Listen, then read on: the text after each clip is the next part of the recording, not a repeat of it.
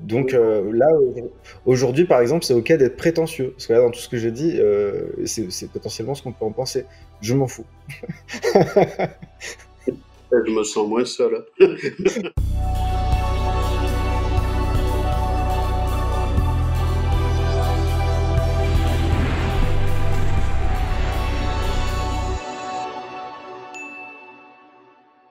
Et bonjour. Alors ça, c'est une grande première. Ça fait juste 10 ans que j'attends pour, pour faire ça, mais j'aime bien quand je fais quelque chose que ça aille au bout. Et c'est avec la rencontre de Gaëtan qui va assurer le back-office et le service technique de l'émission.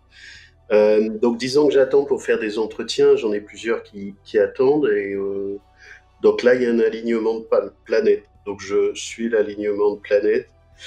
J'appelle ces émissions, ces entretiens carte blanche parce qu'en fait ça va être assez libre, assez libre en fonction des gens, de leur personnalité, aussi autour de la neurodiversité, mais pas que. On verra, ça va être un peu une aventure en fait. Ça sera un voyage à chaque fois avec les invités qui vont bien vouloir venir me rejoindre et j'en ai plein dans la tête.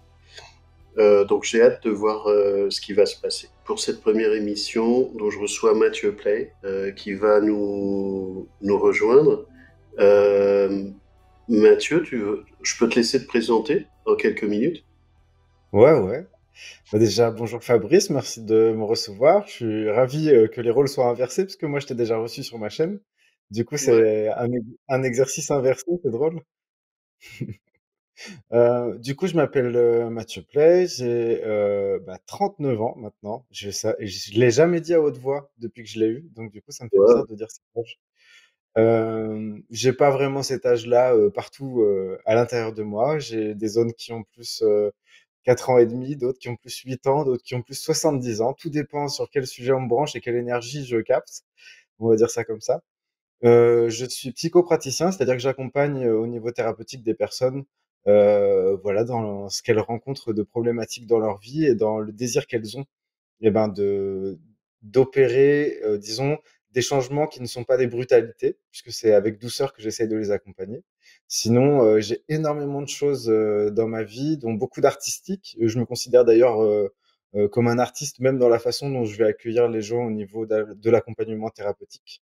Et à côté de ça, je fais du stand-up, je fais du théâtre d'improvisation, je fais de la musique, des montages vidéo.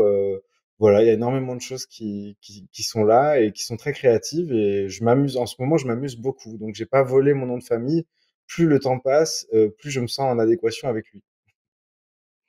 Comment tu t'es retrouvé dans tout ça avec tous tes personnages qui ont plein d'âges différents? Et ben, j'ai l'impression que c'est quelque chose que je sens depuis le début. C'est-à-dire que quand j'étais petit, j'avais l'impression d'être très vieux. Et quand j'étais adolescent, je me sentais pas du tout adolescent de la même façon que les autres.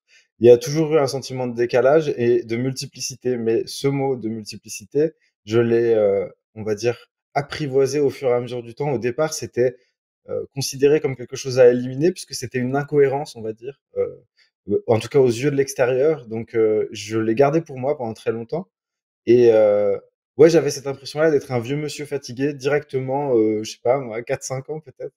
Un truc comme ça. Et maintenant, tu es un jeune ado plein d'énergie. Ouais, je pense que de toute façon, ça se voit que malgré l'âge que j'ai affiché, au niveau physique, on me donne souvent beaucoup moins. Et l'énergie que j'ai aujourd'hui, effectivement, je suis en train, à l'âge adulte, de faire jouer mon enfant comme jamais, puisque pendant son enfance, en fait, l'enfant que j'étais n'a pas vraiment eu l'occasion de jouir du fait d'être lui-même, d'être un enfant, de profiter, de rigoler. Même s'il y a des moments qui ressemblent à ça, bien entendu, le fond était très triste. Et aujourd'hui, il y a une joie immense qui m'habite et je me laisse guider par elle et je fais mes choix en fonction d'elle. Donc c'est très utopiste tout ça, mais c'est très réaliste en même temps puisque je suis en train de le vivre et avec plaisir. Alors, comment tu fais vivre l'enfant? Parce qu'en fait, il y a plein de gens qui rêveraient de faire ça. Comment tu t'y prends et qu'est-ce qu'il dit? Alors mon enfant, je crois que ce qu'il aime par-dessus tout, c'est faire des étincelles, c'est vivre des étincelles. C'est-à-dire qu'il y ait plusieurs choses qui se rencontrent, quelque chose qui n'est pas connu avec quelque chose qui est connu, et que ça fasse une étincelle à ce moment-là qui crée un troisième truc du fait de la rencontre. Et donc cet enfant, ce qu'il aime, bah, déjà, je crois que ça se lit dans mes yeux, mais c'est être espiègle, rigoler de tout ce qui est en train de se passer, euh, rigoler avec euh, ce mot est galvaudé, mais disons avec bienveillance quand même. Je vois quel autre mot pourrait mieux décrire ça. Et puis, j'aime également cet enfant, ce qu'il aime, je crois, euh, c'est être heureux à l'endroit où la vie joue à être lui. Aujourd'hui, je le dirais comme ça. Ben, c'est beau ça. Hmm. Et alors, est-ce que tu fais une réunion avec toute la tribu, de tous les personnages des âges différents?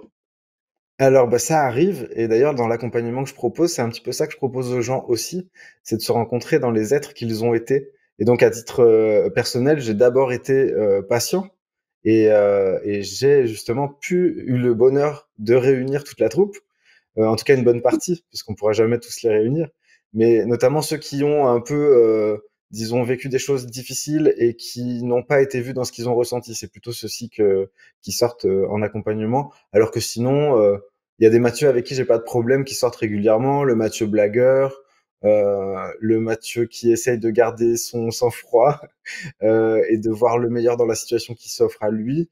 Mais il y a aussi la sociale, celui a un peu un tempérament de chat.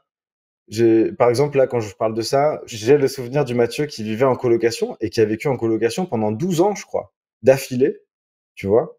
Et j'avais ma chambre, et en fait, il y avait énormément de gens. C'était une sorte de QG de plein de gens perdus, je crois, aussi, et sans doute un petit peu barrés sur les bords, et que j'aime toujours autant. Pour certains, on est un peu plus loin maintenant, mais j'ai beaucoup de tendresse pour ce moment-là où on était tous perdus ensemble et où c'était relativement joyeux, mais sur un fond de tristesse que je connaissais à l'intérieur de moi. Et je faisais le chat. Je passais de je vais voir les gens à j'en ai trop, et je remontais dans ma chambre pendant 2 heures, et après je redescendais dans la même soirée. Il m'arrivait de faire 3-4 trajets comme ça pour profiter des autres, de la présence des autres, pour jouir de ce moment collectif, mais il me saturait très très vite. Ah ouais, tu te mettais en pause. Ouais, j'allais me ressourcer en fait. Avant, c'était très très très énergivore de ce fait-là, de devoir passer à l'intérieur de mon labyrinthe à moi pour pouvoir aller jusqu'à l'autre en disant bon, je respecte ce que je veux montrer, ce que je veux dire, être compréhensible, mais en même temps essayer d'être le plus complet possible. Puis quand lui me donne de l'information, j'essaie de recevoir ça sans être méprisant, alors que pendant très longtemps, je crois, j'ai eu une haine profonde du fait d'être un humain. Et donc, à l'égard des autres humains, c'était un peu pareil. Ce que tu fais, on peut le voir chez un certain nombre d'atypiques, plus les Mm. femmes que les hommes, enfin de surdoués, de personnes avec TSA. Est-ce que ça veut dire que ça te coûte moins ou est-ce que ça veut dire que ça te ressource?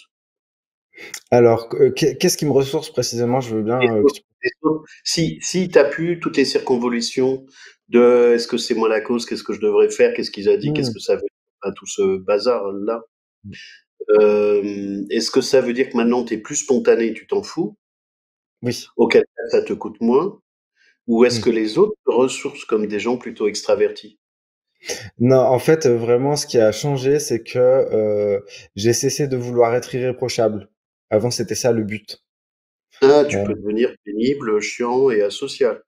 ouais, j'ai le droit de m'autoriser certaines choses qu'on pourrait appeler des défauts, alors qu'avant, j'étais pas en capacité d'accepter ça de moi et de me regarder dans les yeux avec ça. Donc, je voulais pas que ça se voie.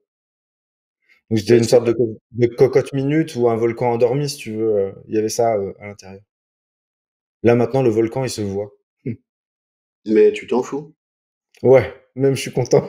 C'est vachement mieux quand il est en activité que quand il est compressé avec un couvercle sur le crâne. Ouais. Mais c'est un beau témoignage. Il y a beaucoup de personnes qui doutent. Moi, j'ai mis des années avant de faire ça. Maintenant, j'ai explosé, mais qui pensent que ça va être compliqué de faire ça, c'est-à-dire de se lâcher, d'être beaucoup plus aligné avec les aspérités, mais en fait, tout le monde s'en fout, globalement. Ouais. Si on Fais gaffe à pas exploser tout ce qui bouge quand même, on n'a pas le droit. Mais en fait, ça crée des formes de relations organiques. Oui, oui, il y a 2 choses, Qu'est-ce que tu as trouvé d'intérêt à ça? Quel hem, bénéfice tu as trouvé? le bénéfice, en fait, c'est vraiment c'est très important ce «tout le monde s'en fout». Il m'aide à monter sur scène. C'est-à-dire que je vais jouer devant, même, des fois 300 ou ça m'est arrivé 800 personnes, mais c'est rien 800 personnes. En fait et puis eux, si jamais ils passent un mauvais moment avec moi, déjà ce moment est limité dans le temps et le lendemain matin, ils auront tout oublié.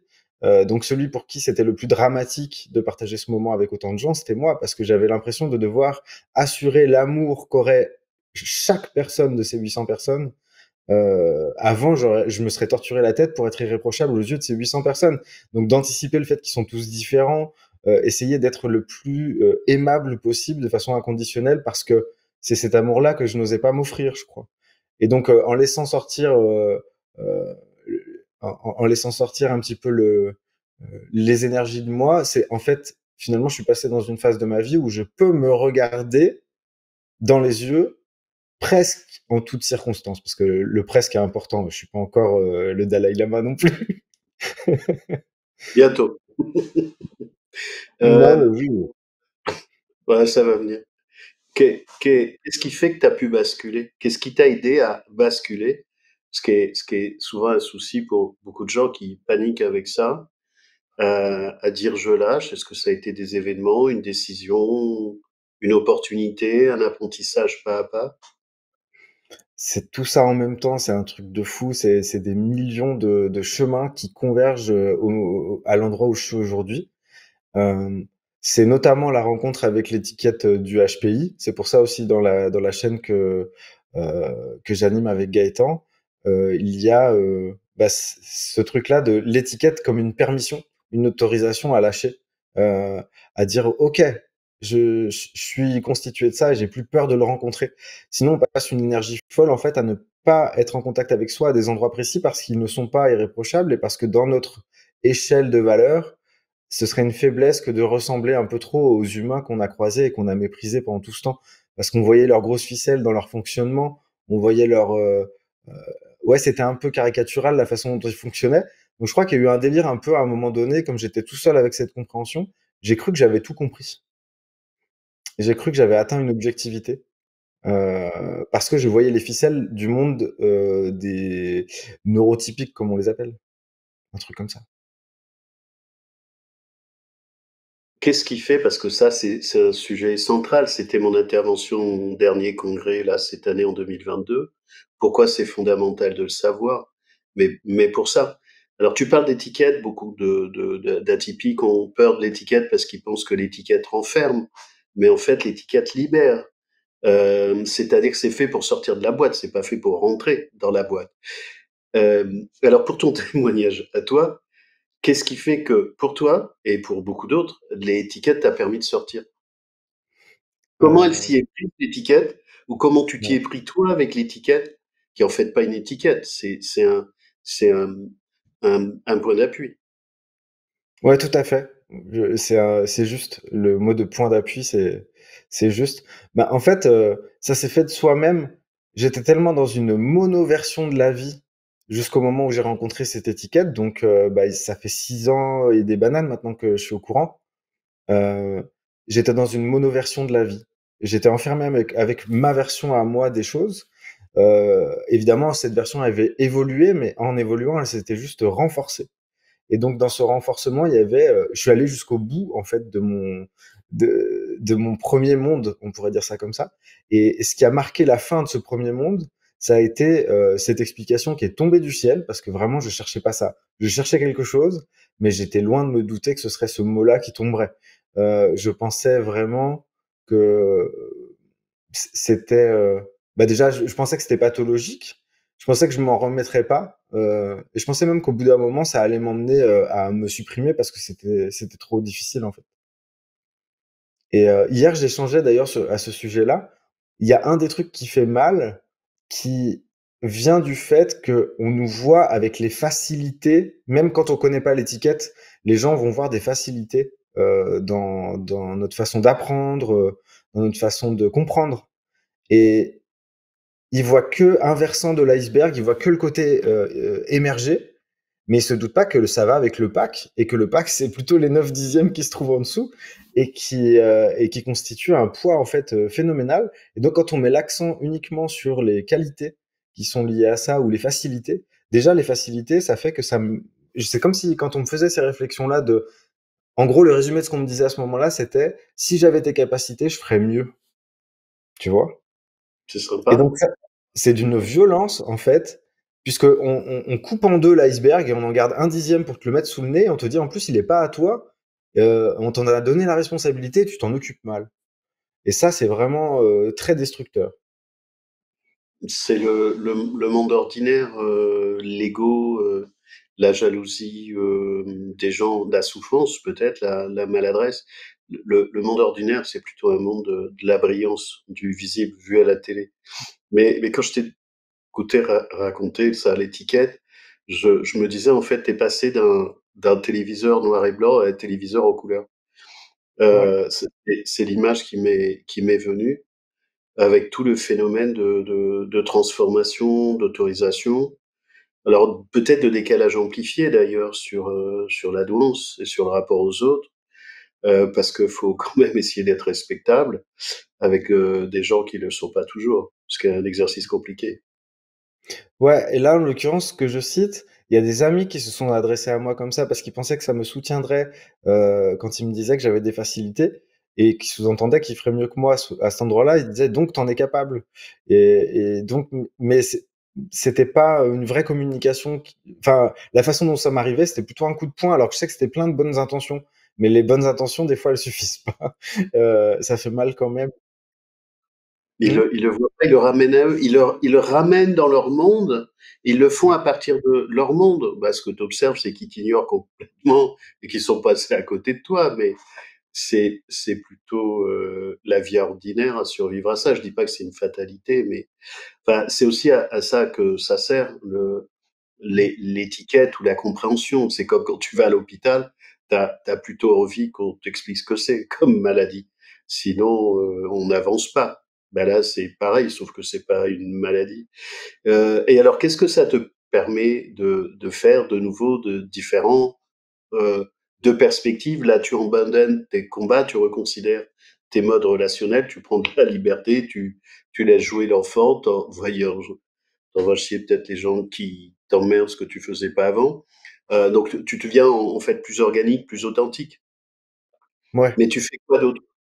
Eh ben, déjà, dans mon image d'iceberg, je pense que l'étiquette a ramené, le dessus de l'iceberg et le dessous, elle les a, unifiés d'une certaine façon. Donc ça a donné beaucoup de sens, le fait que ces 2 parties soient réunies, alors qu'avant, j'étais en contact avec le bas de l'iceberg et je m'identifiais vachement à ce côté-là et j'arrivais pas à saisir même, que j'avais les capacités qu'on me disait, que j'avais.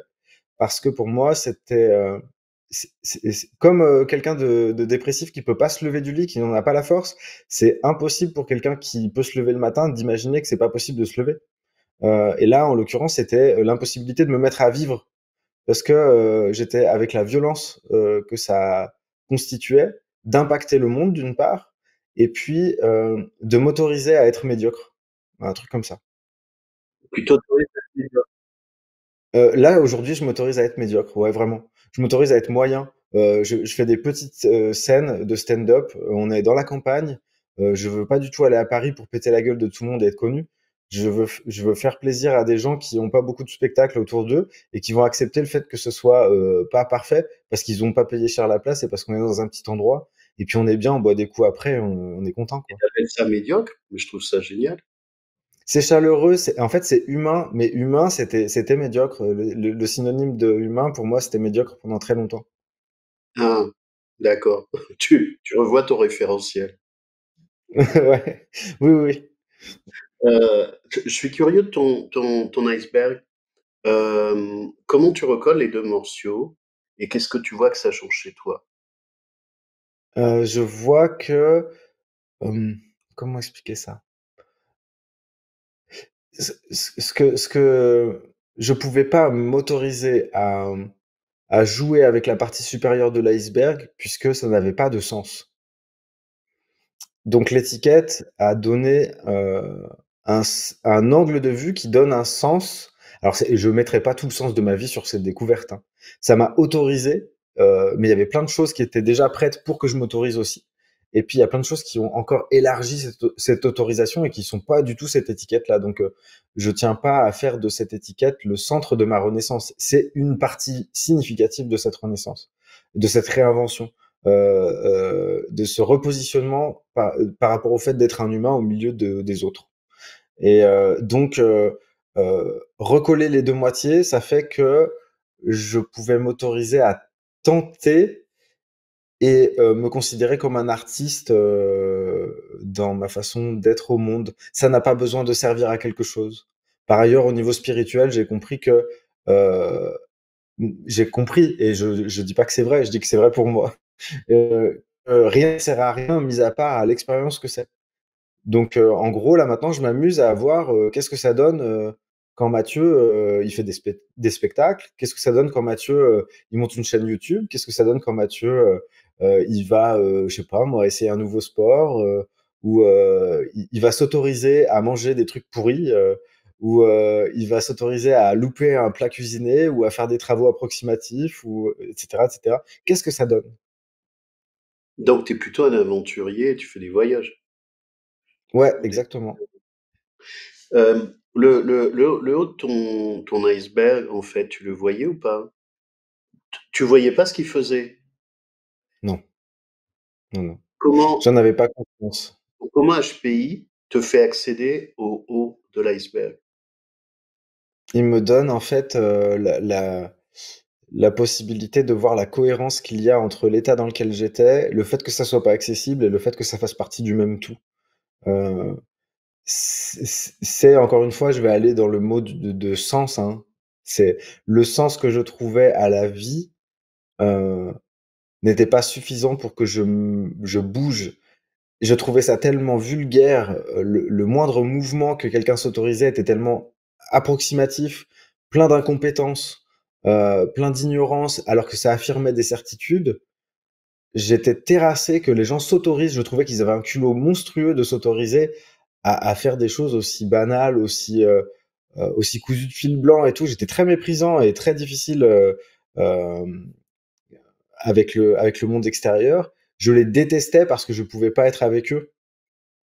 Et aujourd'hui, en fait, je peux être avec moi, donc je peux être avec eux. Parce que le fait de pouvoir être avec moi, ça fait que je suis tout terrain maintenant. Je sais quand j'ai envie de partir, je sais quand j'ai envie de rester, je sais quand c'est joyeux pour moi. Je suis plus en lien. En fait, le fait de prendre cette image de réunir l'iceberg, ça fait qu'il y a aussi quelque chose qui peut circuler en ligne droite et je suis plus en lien avec mes ressentis et je sais plus quoi en faire. Avant, mes ressentis étaient noyés dans mon idéalisme et mon exigence mélangés. Donc là, tu as le droit de briller, tu as le droit d'être à l'extérieur, tu as le droit d'avoir, d'être compétent, intelligent, éventuellement incompétent et moyen. Mais est-ce que Ouais, ça veut dire que tu as plus le même regard dégradé sur des tiers cousus de fil blanc? ouais. C'est ok pour moi, ce sont plus des menaces en fait. Avant, c'était des menaces à, à la beauté, c'était des menaces à la justice, au sens, à ce qui aurait dû être. En fait, ils étaient le contre-exemple de ce que j'aurais voulu voir devant moi. Euh, je voyais des gens qui n'arrivaient pas à s'aimer eux-mêmes et qui s'aimaient mal entre eux, mais qui se permettaient de le vivre sans le questionner. Moi, j'étais terrorisé par ça et ça m'a immobilisé et je trouvais disgracieux le moindre geste parce que c'était pas assez. Comme quelqu'un qui se retrouve devant une page blanche, qui veut écrire un livre, mais qui n'arrive pas à commencer parce qu'il voudrait tous les écrire en même temps. J'étais comme ça face à la vie, en fait, vraiment. Donc là, aujourd'hui, par exemple, c'est ok d'être prétentieux, parce que là, dans tout ce que j'ai dit, c'est potentiellement ce qu'on peut en penser. Je m'en fous. Je me sens moins seul, hein. Mais c'est-à-dire qu'il faut bien voir que, en fait, c'est un processus compensatoire qu'ont beaucoup de gens. qui veulent pas le faire le retour sur eux, qui sont encombrés avec leurs histoires et qui préfèrent faire bouger l'ego et faire briller des trucs qui sont juste des scintillements de pacotille. Mmh. Donc c'est vrai que quand on vit les choses comme tu vis, c'est-à-dire beaucoup de gens atypiques, c'est un magnifique témoignage. Je te remercie parce il est rare d'être posé comme ça avec la simplicité. Sans doute que ça pourrait heurter des personnes, mais il faut bien savoir que beaucoup de surdoués vivent ça, le pensent comme ça, et qu'on a chacun nos maladresses et nos incompréhensions de part et d'autre. Bah, déjà, je te remercie de me donner l'occasion de formuler tout ça et puis, il y a dans ce truc-là, cette autorisation à être moi et à être vu comme, prétentieux ou, orgueilleux ou je sais pas quoi, mais c'est un truc, c'est d'une puissance de pouvoir s'autoriser ça. Je m'imaginais pas à quel point j'étais encombré par ma peur de me voir comme ça. Il y a une partie de moi qui est comme ça. Mais si je me permets d'être orgueilleux, finalement, j'ai l'impression que c'est presque la façon d'être humble, c'est de s'autoriser l'orgueil, parce que sinon, tu es en train de le retenir. Et donc, tu peux pas vraiment être dans la relation. Là, si j'étais en train de retenir mon orgueil, je serais moins en communication avec toi, en fait, là, tout de suite. Je serais occupé à le retenir. L'orgueil, c'est la manière dont tu qualifies une manière de tenir des propos. Euh, ça sort comme ça sort. Mais si on est organique, effectivement, si on met les choses à la lumière, ça laisse plus de marge de manœuvre pour les corriger si on se plante. Est-ce que c'est de l'orgueil? Parce qu'on n'est pas plus, enfin, tout le monde est un peu orgueilleux hein, sur le sujet. Ouais, moi, je suis conscient qu'on peut le traduire de cette façon. Mais je ne le considère plus comme tel. Mais je sais qu'à une époque, quand je me retenais beaucoup de m'exprimer, de dire ce qui était là pour moi, mais parce qu'il y avait de la haine, en fait, il y avait du dégoût, il y avait une tristesse inconsolable. Aujourd'hui, et je sais plus d'où ça sort. C'est une citation que j'ai entendue que j'ai trouvée vraiment très belle. Euh, C'était inconsolable et heureux. J'ai rajouté heureux après inconsolable, mais je suis toujours inconsolable. Mais c'est ok. Inconsolable de quoi?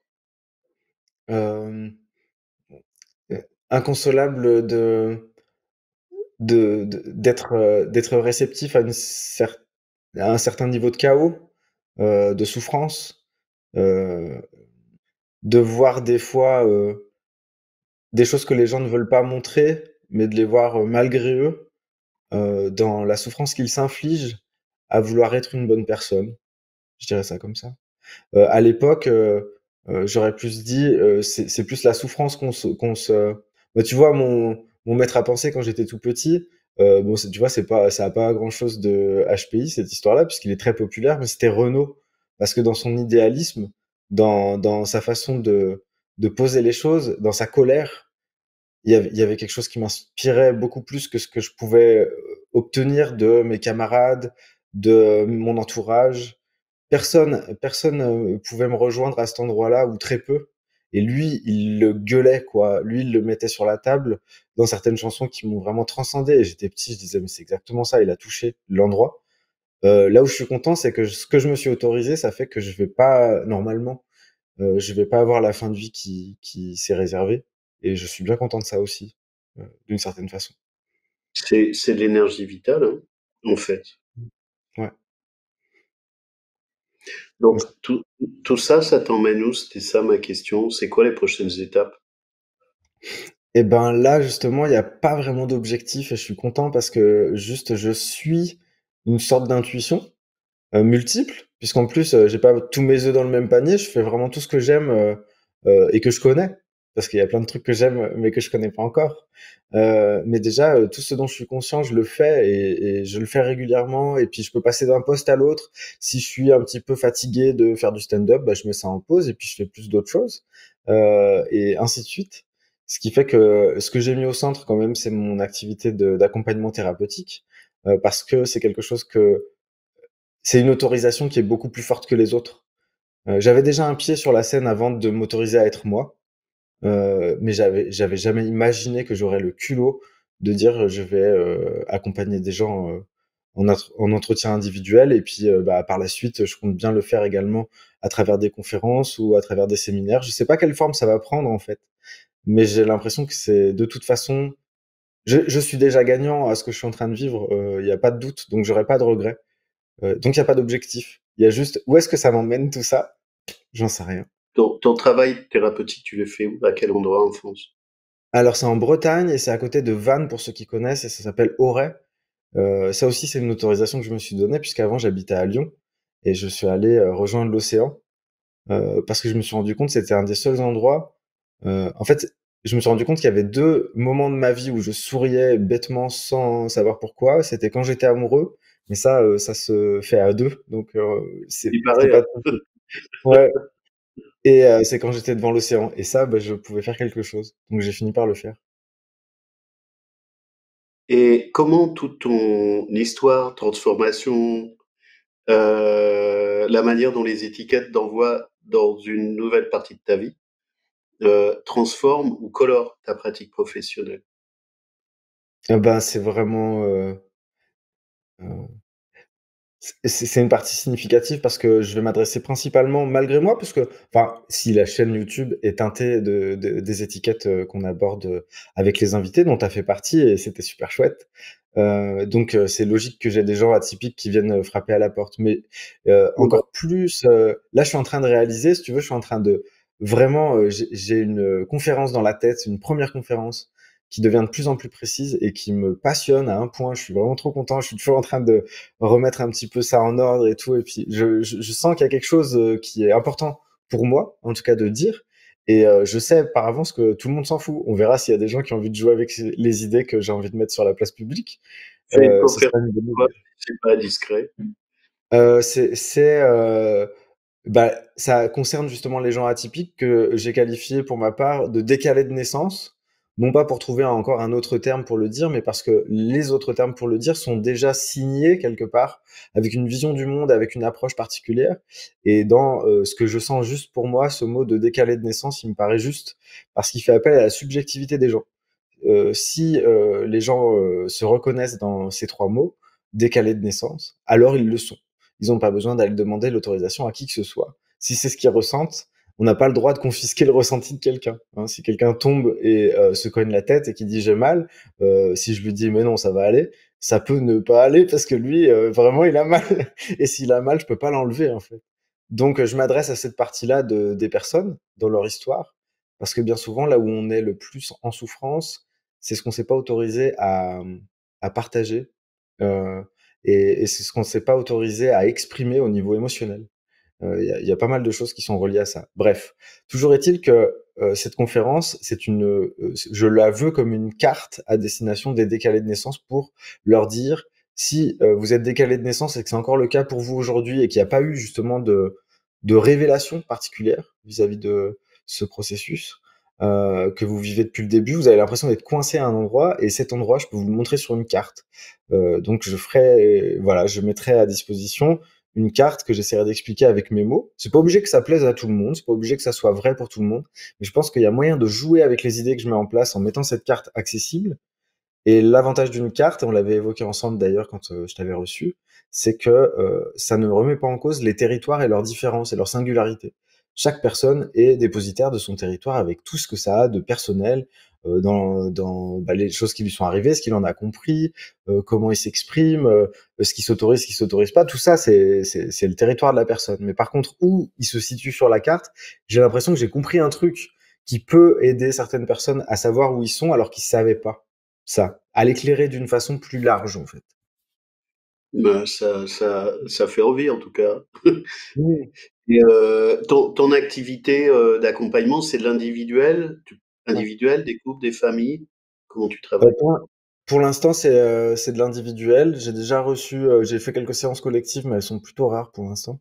Pour l'instant, je me concentre sur l'individuel parce que, dans cette façon de procéder, il y a la possibilité d'être tout entier dans la communication avec, la personne en face et d'être disponible à ce que la personne, débranche sa tête pour aller dans le ressenti qu'elle s'autorise pas à avoir par rapport à ce qu'elle a en tête.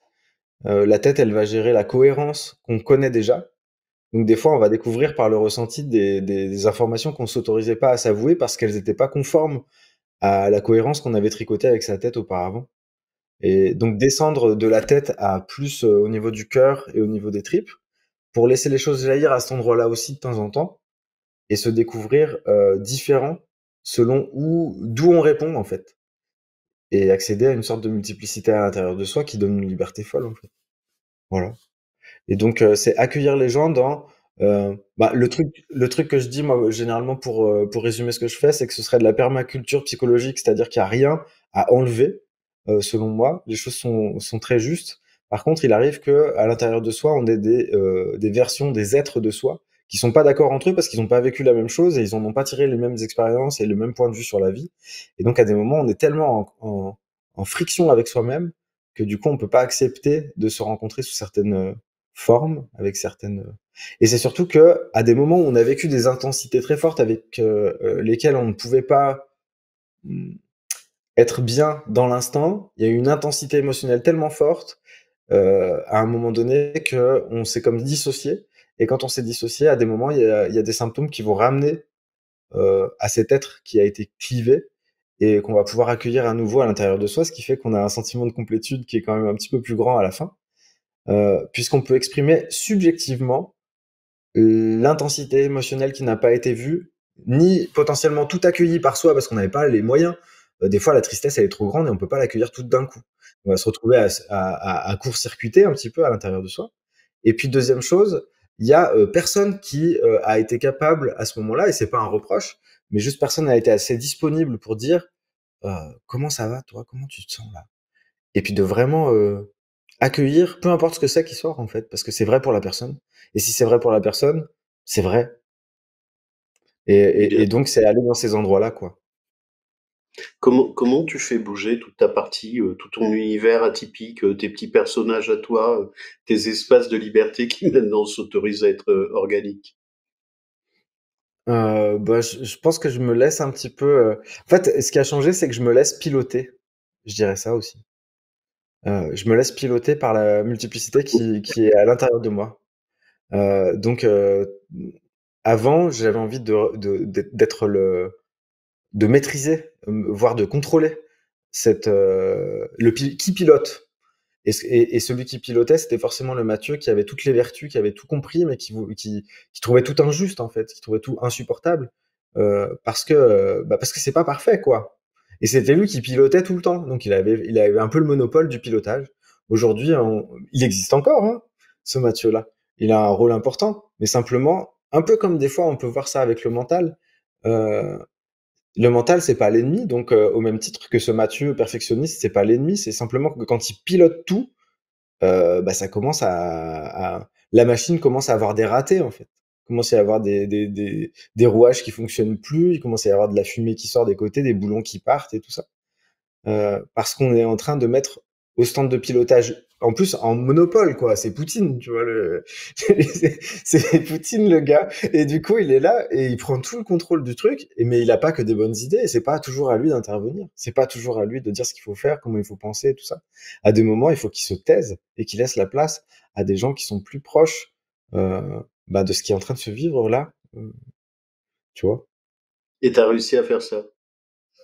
Ouais, ouais. Et je suis encore en train de découvrir ce que ça autorise.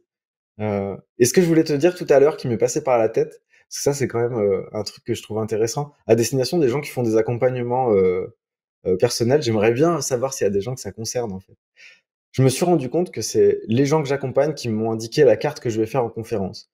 Et notamment, je me suis rendu compte que les gens que j'accompagne sont des gens qui sont en train de se demander s'ils s'autorisent ce que moi je suis en train de m'autoriser à faire. Et donc je suis un demi-pas plus loin qu'eux. Parce que eux, ils sont juste avant le fait de lever le pied et de s'autoriser à faire le pas. Tu vois? Donc, de façon très naturelle, les personnes qui viennent me voir sont les personnes qui ont un demi-pas de moins que moi et qui sont juste en train de se demander s'ils vont lever le pied. Et peu importe le pas que je serai en train de faire, j'ai l'impression que ça va être vrai tout le temps, ça. Je sais pas si c'est une intuition erronée, mais en tout cas, j'étais content de tomber là-dessus. Alors, enfin, ce que je peux te dire de mon expérience sur le coaching ou la supervision, le coaching, c'est 30-35 ans. et la supervision 25 ans.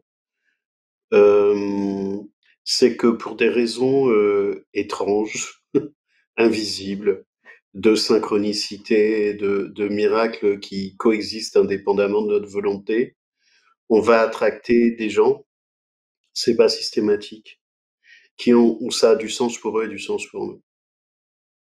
Et plus on est organique, tu vois, comme tu es, plus on est connecté à l'univers, comme je peux dire parfois, plus en fait il y a des choses incroyables. C'est pas systématique, mais pour moi c'est normal. C'est normal si on est aligné. Après, la partie la plus importante, c'est la dernière. Si t'es aligné, si t'es au bon endroit, ça fait ça, de manière absolument en dehors de toute statistique, de toute probabilité. Donc ça peut être un pas ou ça peut être des formes de synchronicité où les gens qui viennent te chercher dans les ombres, hein, c'est un travail de supervision, qu'il vaut mieux travailler en supervision qu'avec les clients, au passage, les ombres de transfert, de contre-transfert, mais il y a quelque chose de cette nature-là qui est très très étonnant dès qu'on fait de l'accompagnement, sur lequel il faut être prudent parce que ça renvoie aux professionnels et effectivement la difficulté à savoir sur qu'est-ce que je traite avec moi, qu'est-ce que je traite avec le client, qu'est-ce que je traite avec mon superviseur ou avec des collègues en groupe de partage de pratiques, mais tout ça est normal. Et ce qui fait que tout à l'heure, je t'évoquais tu vois, j'aime pas trop les définitions. Je trouve que c'est comme les étiquettes, c'est réducteur si on pense que c'est le fin mot de l'histoire. Si on s'appuie dessus, comme tu disais, ça devient autre chose.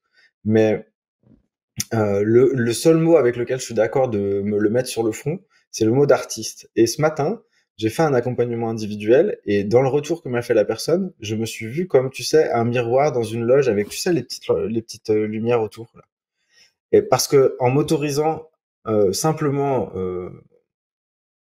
à être qui je suis, et je me sens profondément artiste, le fait que la personne, dans ce qu'elle va voir de moi, elle va se voir elle, on est d'accord, c'est l'histoire de miroir, mais je deviens un miroir de loge. Et je trouve ça vraiment, cette image, elle m'a beaucoup parlé ce matin, j'étais très ému de tomber là-dessus, en me disant, si je m'autorise moi à être un artiste dans ma façon d'accompagner, je vais tomber sur des gens qui vont se regarder dans un miroir de loge de théâtre. Et dans cette situation-là, je trouve qu'il y a tout. Il y a, euh, il y a de l'enthousiasme, il y a de l'incertitude, il y a du trac, il y a une sorte de jubilation, il y a une concentration, un moment suspendu. Je trouve que dans la symbolique, en tout cas, ça me va. Donc j'étais content. Alors moi ce que je vois en plus, c'est toutes les petites lumières qui sont tout autour, qui viennent éclairer les ombres pour le Mm. miroir. Ouais, tout à fait. Tu vois, il y a plus que le miroir, il y a de l'éclairage, il y a de la lumière, il y a les ombres, il y a de voir les traits. Je trouve que c'est Mm. une magnifique image. Ouais, bah ouais, je suis tombé là-dessus ce matin, j'étais vraiment content. Je me disais, ah ouais, je veux être ça, moi. Ça me va, ça me va. Si je devais m'objectiver, je pense que je choisirais ça. J'avais pas de réponse jusqu'à ce matin. Et ce matin, j'ai eu la réponse. Et ça peut être bien pour ton affiche de pièces de théâtre, de spectacle. Ouais. Ouais, ouais, bah oui, il y a des idées. Il y a de l'idée. Je te propose qu'on atterrisse de cette première carte blanche et merci infiniment d'être venu à la maison. On a changé. Avec plaisir. Qu'est-ce que tu aurais envie de rajouter? J'aime pas les conclusions, mais je te l'avais dit. C'est pas des conclusions parce que la vie n'a pas de fin, mais de rajouter pour toi et ou de rajouter pour la carte blanche, comme tu veux. Et bah déjà pour la carte blanche, moi je me réjouis déjà bah, d'être le cobaye de ce nouveau format. Je me réjouis aussi qu'il y ait Gaëtan à la technique parce que bah, c'est quelqu'un qui compte bien fort pour moi. Je suis content d'avoir participé. Je suis content aussi de t'avoir rencontré parce que c'est quelque chose qui est chouette et qu'il y ait plein de manières de se rencontrer. Tu vois, je te reçois sur ma chaîne, tu me reçois ici. En même temps, de temps en temps, on a des invités qui viennent qui sont passés par chez toi avant d'arriver chez nous. Donc j'aimerais célébrer juste le plaisir que c'est de te croiser de temps en temps dans des moments complètement impromptus, de façon complètement variée en plus, et que ça soit de près ou de loin, c'est toujours agréable. Donc je te remercie beaucoup. Merci Mathieu, c'est ça l'aventure. Enfin, moi je souscris à un certain nombre des propos que tu as tenus. Moi, c'est l'aventure qui m'intéresse. J'ai pas écrit de livre, j'ai participé à des livres où on m'a invité. C'est la première fois que je démarre cette chaîne qui attend depuis 10 ans. Mais en fait, j'ai participé à des aventures. Donc là, ça va être un peu différent parce que je vais essayer de me taire. Et puis, je vais poser des questions, ce que je fais depuis 35 ans. Donc c'est un autre exercice et j'espère aller rencontrer plein de personnes que j'ai en tête, en espérant qu'elles voudront bien accepter l'aventure de cette carte blanche. Bah, j'en doute pas et ça va être vraiment chouette. Hâte de voir Bon, ce que ça va donner pour la suite. merci en tout cas infiniment d'avoir accepté cette première carte. Et puis on verra, c'est comme tu dis, on verra ce qui va se passer. L'univers va s'en charger. Ouais. Et bah, Merci salut Mathieu. Fabrice alors. Merci. À bientôt. Donc voilà, bah, vous avez participé au premier pilote de cette chaîne, donc vous allez en avoir d'autres régulièrement, parce que j'ai pas prévu de m'arrêter là non plus. Je suis ravi que Mathieu ait accepté de faire ce premier pilote. Il m'avait invité sur sa chaîne. Allez le voir, Mathieu Play. Il m'avait invité cet été sur un long entretien. Je suis ravi de retrouver Gaëtan, qui lui aussi travaille avec Mathieu et qui va assurer le service technique, le design et l'organisation de cette chaîne. Et c'est pour ça aussi que je la lance. J'ai prévu de donner carte blanche, d'où ce titre, à des personnalités connues ou pas connues. Mais ce qui m'intéresse, ce sont les gens, pas les étiquettes. Donc c'est un peu l'objectif, carte blanche, parce que je ne sais pas ce qui va se passer, parce que je vais laisser de la liberté aux personnes qui viendront. Ça va être un peu l'aventure. Donc si vous voulez suivre cette chaîne, je vous invite à vous abonner sur ma chaîne YouTube. Il paraît que vous avez une petite clochette, donc vous pouvez taper sur la clochette. Et puis, j'espère vous retrouver prochainement avec quelques invités auxquels je pense, mais je ne peux pas m'engager aujourd'hui. Voilà, et ravi de vous retrouver bientôt. Bonne journée.